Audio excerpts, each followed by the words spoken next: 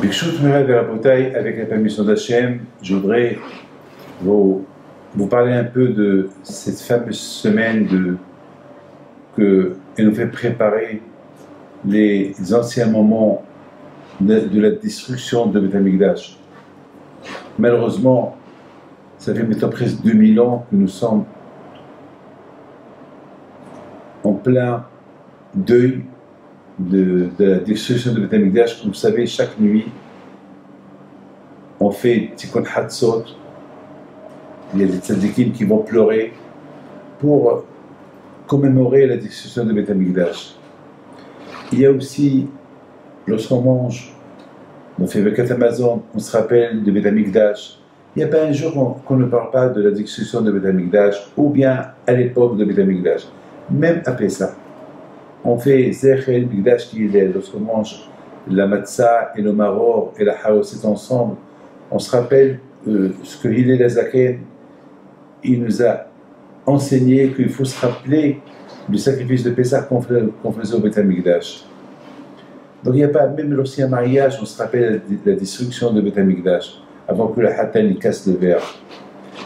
Mais ce qui est incroyable est que je me suis posé une question. Je me suis posé une question que le Rosh Chodesh Av, écoutez bien cette question. A priori, on ne devait pas faire le Hallel. Vous savez que chaque Rosh Chodesh, on fait le Hallel. Le Hallel, c'est le remerciement à Dieu, et on chante, et c'est un jour spécial, le Rosh Chodesh, il n'y a pas de Tahanoun, c'est un jour de fête, hein, le Rosh Chodesh. Chaque mois, le début du mois, c'est Rosh Chodesh. Puis je ne comprends pas. Je ne comprends pas pourquoi, à Rosh Chodesh, le Rosh Chodesh de Av, qui devait être le premier jour du mois de deuil, on le rend un jour de joie. Je ne comprends pas. Je ne comprends pas. Je ne comprends pas. Pourquoi? Alors que, vous savez que depuis le 17 Tammuz, qu'on fait le jeûne, et ça y est, déjà il n'y a plus de mariage, il n'y a plus de fêtes. Vous avez bien remarqué que les mariages s'arrêtent à partir du premier jeûne, du 17 Tammuz, jusqu'après Tisha B'Av, après 21 jours. 21 jours de deuil. Je ne comprends pas pourquoi Rosh Chodesh Av, ce jour-là dans Rosh Chodesh, on fait le Hallel et on chante comme qu'il n'y a rien du tout. Il y a même ceux qui mangent la viande ce jour-là-bas. Alors, quelle est la raison?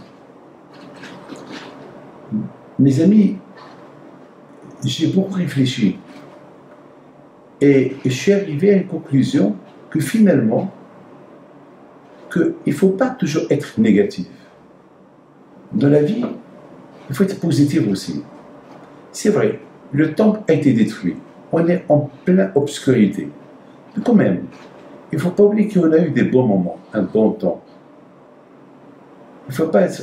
N'oubliez pas qu'à Pessah, quand même à Pessah, on se rappelle de le Pessah qu'on faisait au Beth Amikdash. C'est des bons moments. À Pessah, on ne part pas. On ne pleure pas. On dit, bah, Sarah, à Pessah, lorsqu'on allait au Beth Amikdash, et maintenant il n'y a plus de Beth Amikdash. Non, on est heureux, on est content.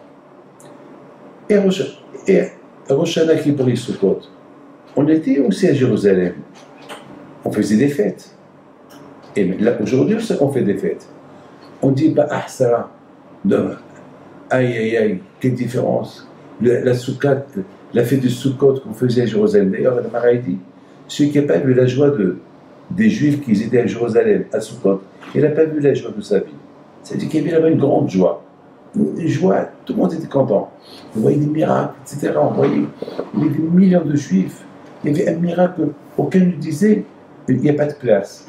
Imaginez-vous, à Kippour. À Kippour, il y avait des centaines de milliers de Juifs à Kippour, à Jérusalem, et ils vont se prosterner lorsqu'ils entendent le nom de Dieu, et personne ne va dire « j'ai pas de place ici ». Il y a eu beaucoup de miracles. Et pourtant, on ne dit pas « ah, on va pleurer ces jours-là ». Non. Au contraire, on est heureux, on est content à Kippour, on est heureux, on est content à Sukkot, on est heureux, on est content à à Pessah, on est revenu contre Shavuot, parce qu'à Shavuot aussi, on allait à Jérusalem.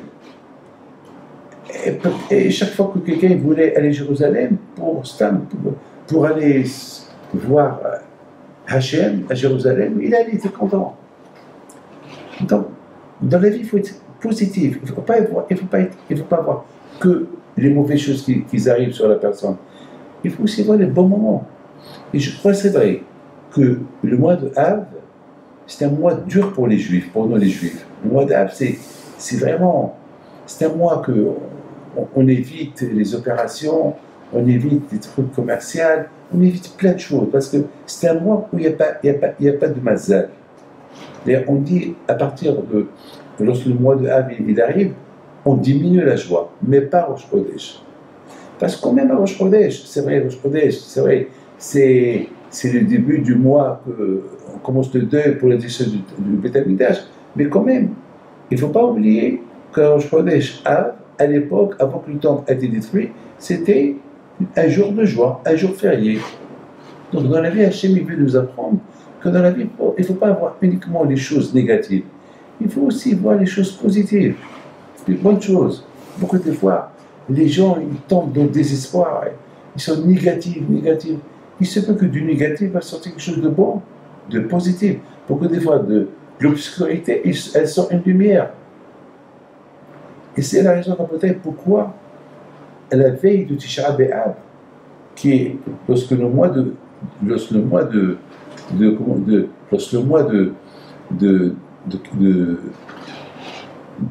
Av il arrive, on est heureux, on est content. Il ne faut pas uniquement se rappeler du mauvais moment. Il faut aussi se rappeler des bons moments.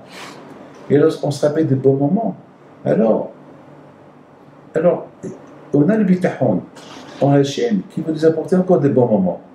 Mais si on voit que les choses, moi, vous savez, il y a un couple qui sont venus chez moi, qui veulent divorcer. Et chaque fois, le mari me disait, ouais, elle m'a fait. Et il attaquait. Alors moi, je voulais faire la paix entre eux.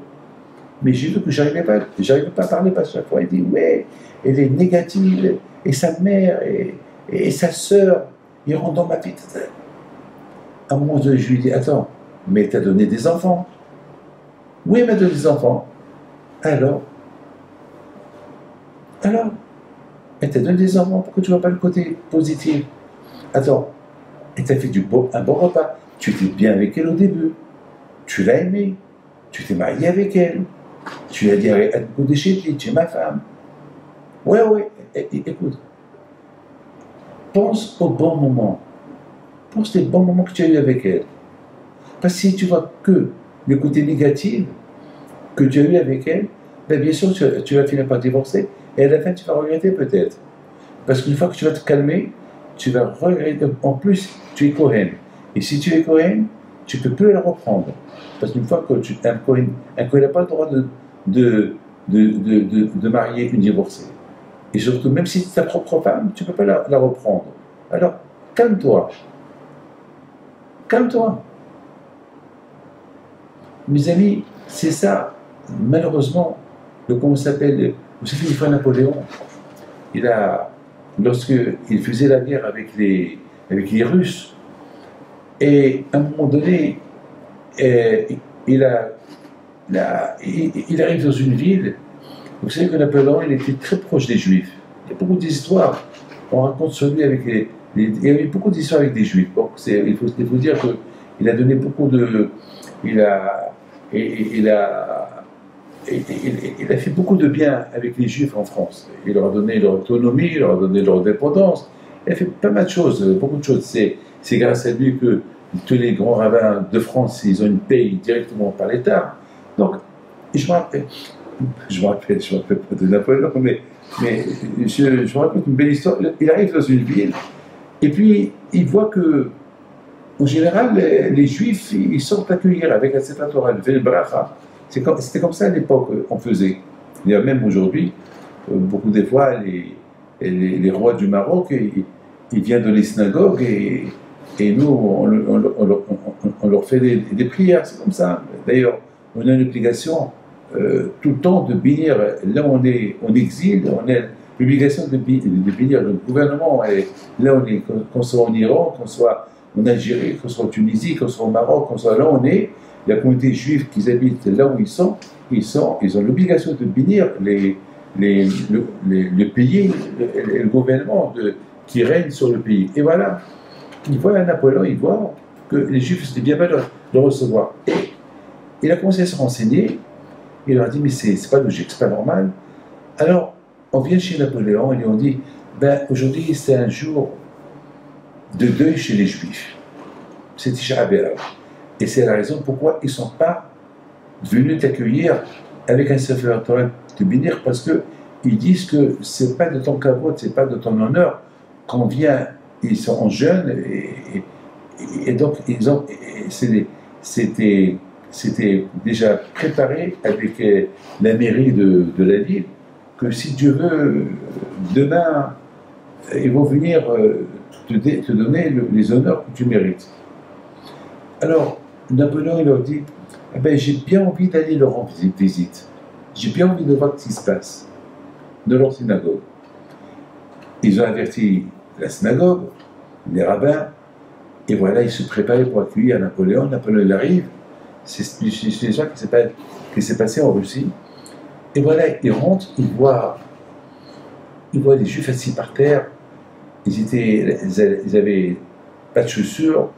Ils avaient un peu des sondes sur le front, ils avaient des vêtements déchirés, signe de deuil pour le temps. Et Napoléon, il demande au rabbin, il y a combien de temps que votre temple a été détruit? Ils lui ont dit, ça fait presque un peu moins de 2000 ans. Il leur a dit, 2000 ans? Et ça fait 2000 ans que vous faites ça chaque année? Ils ont dit oui. Non seulement chaque année, tout le temps, on pleure la destruction de Beth Amikdash. Ah! Il leur dit Napoléon, vous savez, un jour vous allez voir, si vous avez tellement la foi que Dieu va reconstruire votre temple, alors ça va se passer. Si vous faites un deuil pour quelque chose qui a été détruit il y a 2000 ans, et vous avez la foi, et vous êtes convaincu que ça va se reconstruire, eh bien vous allez voir, vous allez voir votre rêve se réaliser. Mes amis, il faut savoir une chose. De cette histoire de Napoléon, un non-juif qui voit des juifs qui se comportent comme s'ils sont en train de faire un deuil sur leur père. Parce que vous savez qu'à Tisha B'Av, on se soit par terre, on pleure. Vraiment, on se comporte comme des gens en deuil. Napoléon leur dit, si vraiment vous avez cette émouna, et vous pleurez avec des larmes, quelque chose qui s'est passé il y a 2000 ans, alors on oublie, quelqu'un qui perd son père, après un an il oublie, ça y est, voilà moi mon père, j'ai pleuré mon père lorsqu'il est mort, et aujourd'hui je fais la Iloula, je danse le jour de sa mort. Ça s'oublie. Mais pour le Beth Amikdash, ça ne s'oublie pas. C'est de la folie, hein. Pour le Beth Amikdash, ça ne s'oublie pas. Toujours on est comme ça tendu à Tisha B'Av, on est par terre, on pleure, on a de la peine. Il n'y a pas un jour, il n'y a pas de souvenir pour le Beth Amikdash. Ça veut dire qu'il y a quelque chose dans l'air, il y a quelque chose qui va arriver. Quelque chose, de la même façon qu'on a une conviction de quelque chose qu'on n'a pas vécu, qu'on n'a pas vu, on croit, on a de la peine pour ce qui s'est passé, ça veut dire qu'un jour on va avoir le bonheur. Et d'ailleurs, mes amis, c'est la raison pourquoi le jour de Tisha B'Av, ça s'appelle une fête. C'est une fête. Pourquoi? Parce que Mashiach, il peut venir le jour de Tisha B'Av. Le Beth Amikdash, Mashiach peut venir ce jour là-bas. La bataille, dans la vie, il ne faut pas être négatif, il faut être positif. Et je pense que c'est ça le message de Napoléon. Quelque part, Napoléon veut leur dire, eh ben, vous êtes positif dans votre émona. Eh ben, vous allez voir, ce rêve à vous, il va se réaliser un jour. Et c'est la raison pourquoi, mes amis, on dit que ces jours-là de Tisha B'Av, c'est les jours de deuil, mais d'après la Kabbalah, c'est les jours de la Parnassa. On peut prier à Hachem, et Hachem va donner une bonne Parnassa. On dit que ces 21 jours du 17 Tammuz jusqu'à Tisha B'Av, c'est 21 jours. Ces 21 jours-là de deuil, eh bien, peuvent se transformer en jours de joie. Et c'est la raison pourquoi je pense à Rosh Chodesh, on fait le Hallel. C'est un jour férié, un jour de joie, un jour de Yom Tov. On a les monas qu'il faut aussi se rappeler des bons moments qu'on a eus. Il ne faut pas toujours se rappeler des mauvais moments qu'on a eus. Il faut toujours se rappeler aussi des bons moments. Parce que si tu penses toujours au mauvais moment, tu vas être toujours négatif dans ta vie. Donc jamais tu verras la joie. Mais là, tu te rappelles qu'il y a eu quand même des bons moments pendant ce deuil qu'on est en train de faire, et on pense à des bons moments de l'époque. Alors si Dieu veut, ces bons moments, ils vont arriver. Même qu'après on est en deuil, ils vont arriver. Que Dieu fasse que ces bons moments-là, ils arriveront à être Hachem, et que Hachem, il fasse qu'on soit toujours en bonne santé, positive dans la vie, et pas négative.